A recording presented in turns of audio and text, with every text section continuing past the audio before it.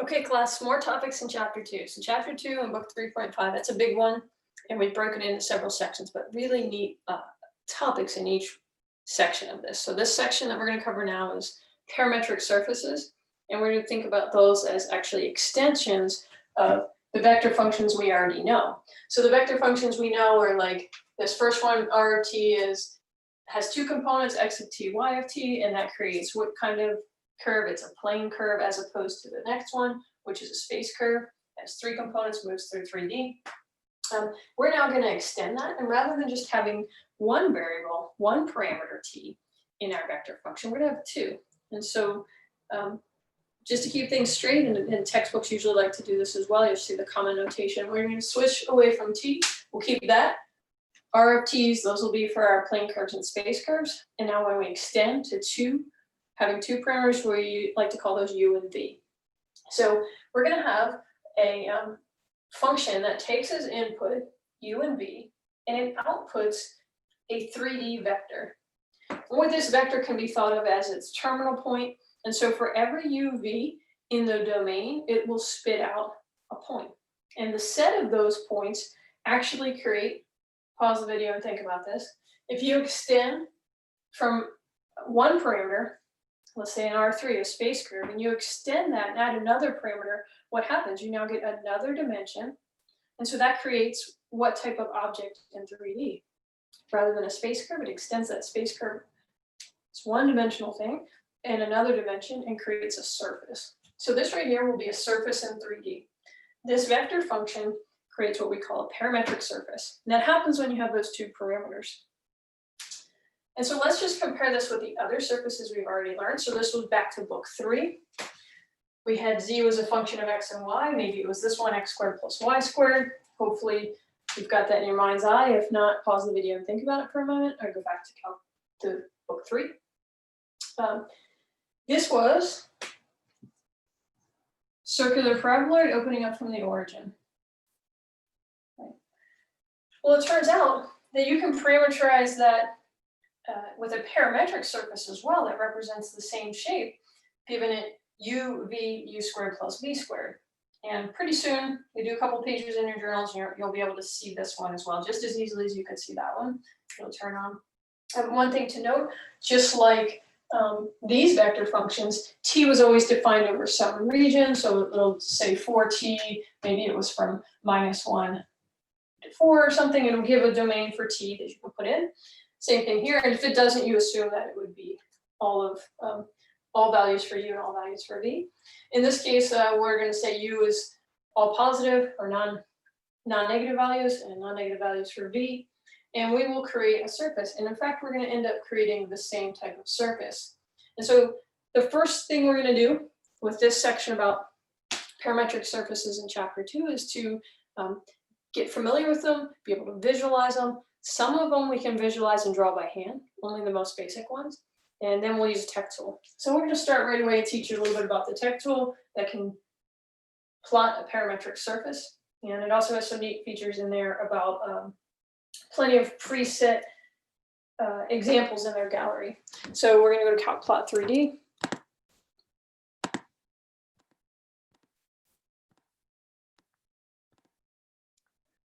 Okay, so here's our usual setup. Let's select the parametric surface. That has a lot of preset ones. If you want to see what that looks like, you just turn it on. This is this horn. Maybe we can zoom in, rotate it about.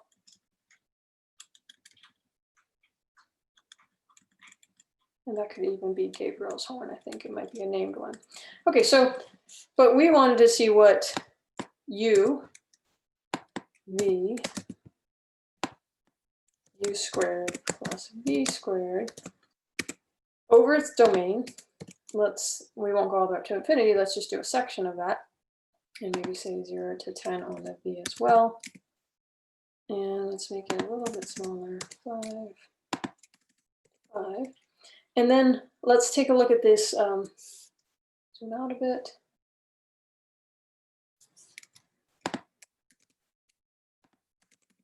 So we see we have this circular paraboloid that we also knew how to enter another way in Calc Plot 3D. Maybe I'll do that real quick, and then we'll come back to what these number of steps mean. So let's select the way we would have done a circular paraboloid in the past from book 3. Very same thing can be represented as z is x squared plus y squared. Minus 2 to 2. Let's turn off the original one.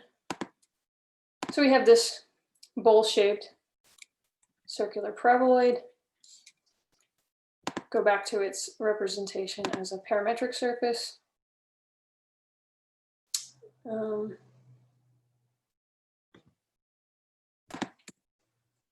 why is it only showing me half? Oh yeah, so I've only set it 0 to 3. Let's actually do negatives to see if we can go all the way around. Okay, so there's our circular paraboloid. Some settings, again, if you haven't seen these from Calplot 3D, here, this clicking on this little XY axes shows you some different things that you can add or remove from the graph. I don't like that box around there usually. This one here, I'll take that off. If you didn't want to see the ticks and labels, you don't want to see the axes at all for some reason, click that again, it goes away. Okay, but let's go back. Zoom out a bit. Maybe we'll go -2 there. Okay, so as u is varying, we're getting certain parts of this is almost looking like pulled up on the edges, but that's just about the domain. You're changing the domain. And this number of steps is actually, let's cut it back quite a bit to 10. And 10 again here. And that's in each direction. It's showing you how many of these grid lines it's producing. And so sometimes if you want a smoother curve, add more of them. And as you can see, it sort of looks like geometric planes here, little sections of geometric planes to build this. So again, if you want a little more detail, you just up that. And we'll talk about the next step is what these actually mean. And so those are called grid curves. And we'll get to that when we stop the screen share and go back to the whiteboard. But before we do that, I want to show you one more feature in Calplot 3D. Let's turn this off. You can go up here under their menu. There's some help pages, things about printing it, 3 options, and then the examples is what I wanted to show you.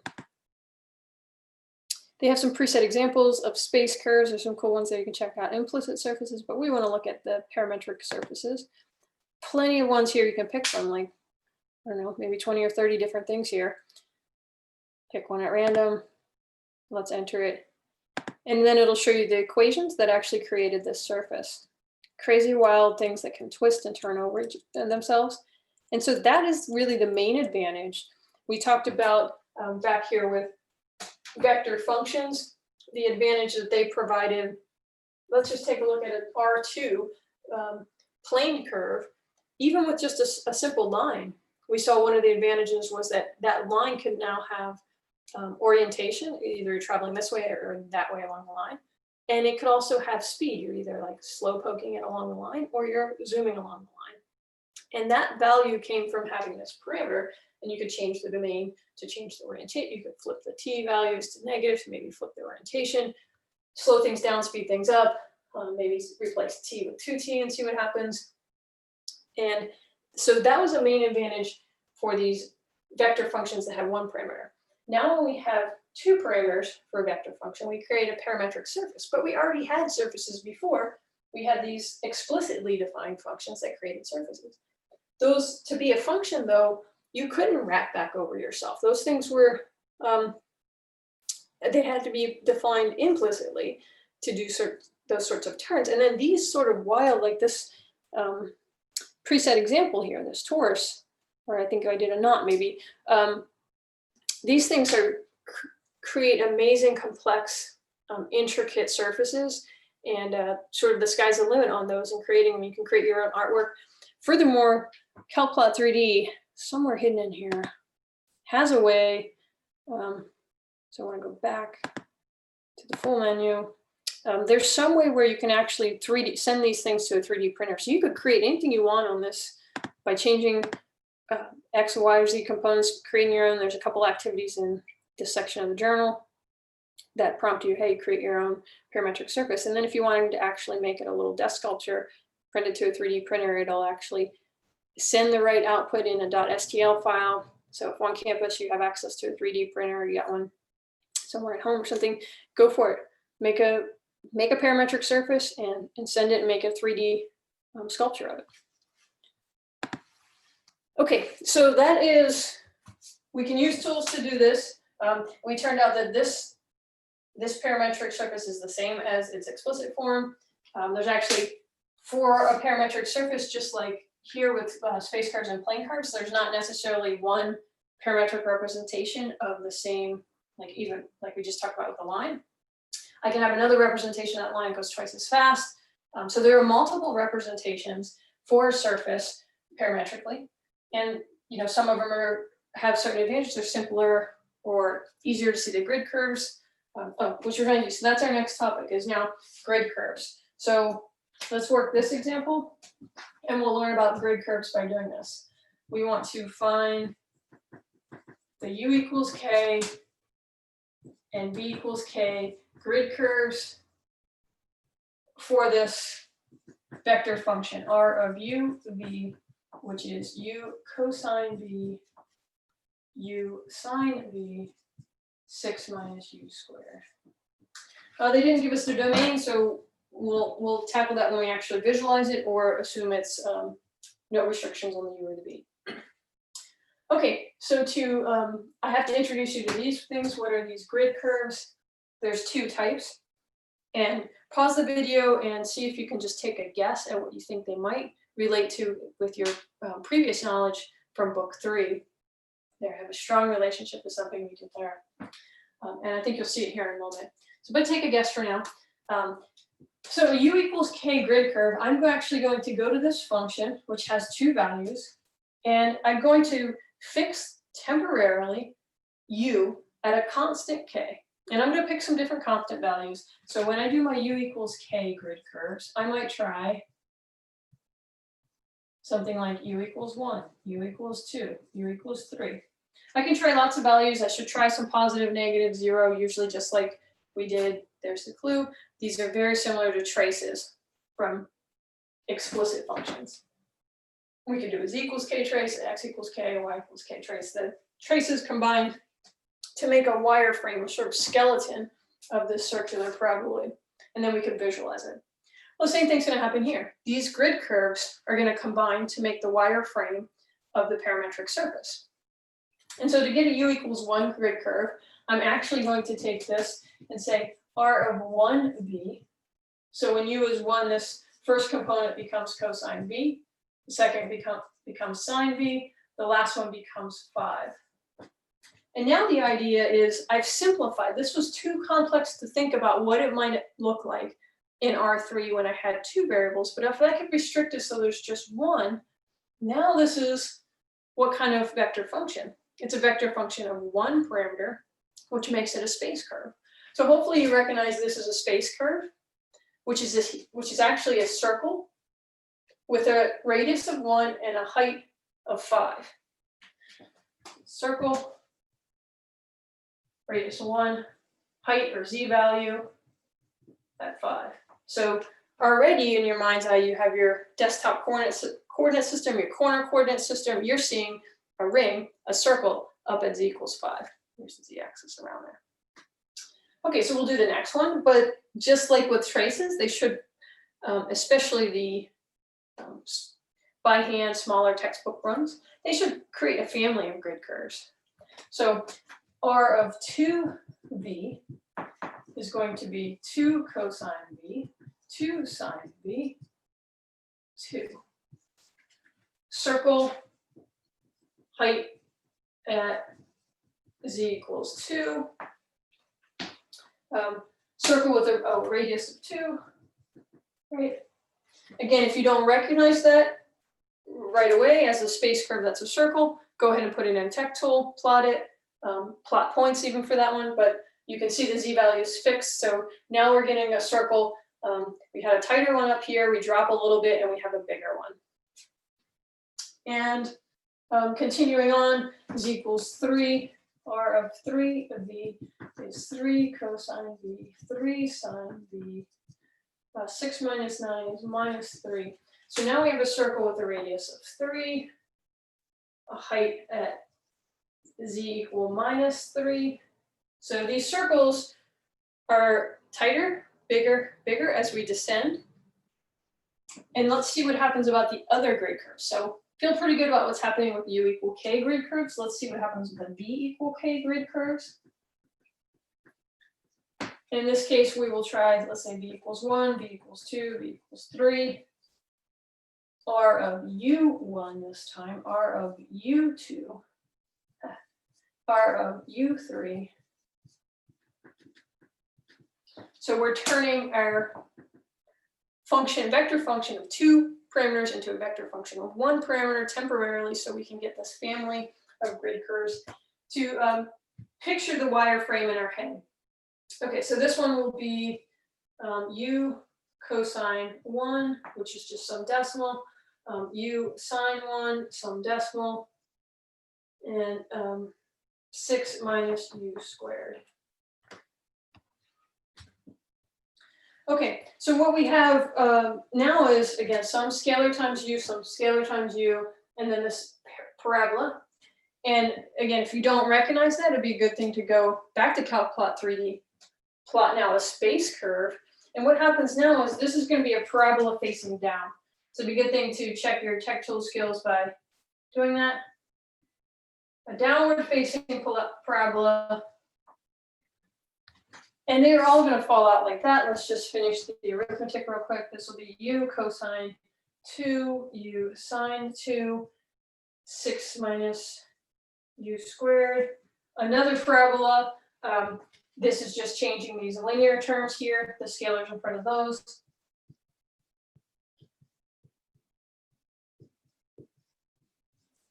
All of those parabolas facing down. So some rings that are getting bigger, some downward facing parabolas, and then we're going to talk about what those do. Let's go back to our screen share, back to Calc-Plot 3D, turn off the example 1. Let's put in ours. Let's change this first one here. That was u times cosine v, u times sine of v, 6 minus u squared. Right, and there is a downward facing circular paraboloid. In fact, it is the same as this one. Turn that one off. Is the same as this circular face, so it has this other parameterization as well.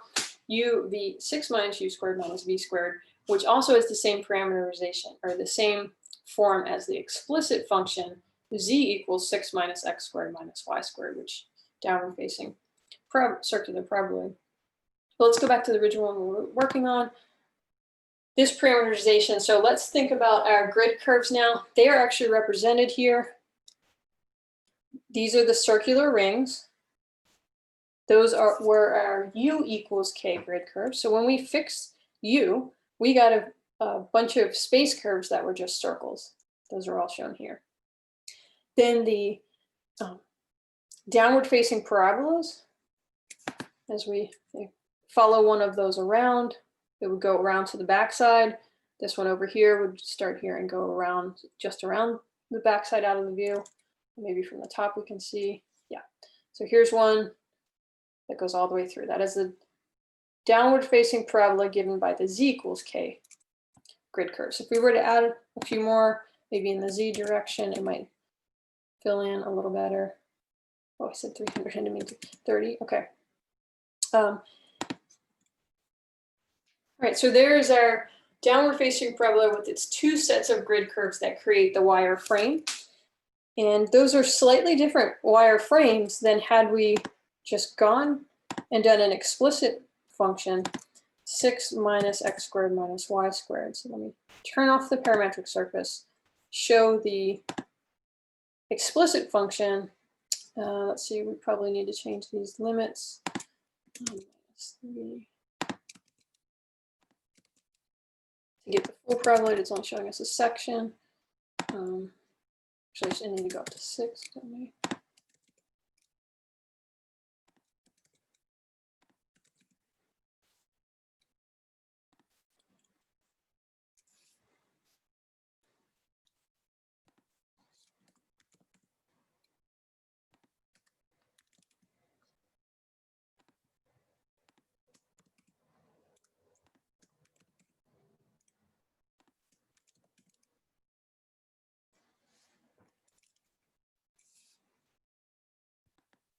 Okay, so there we go. We get the full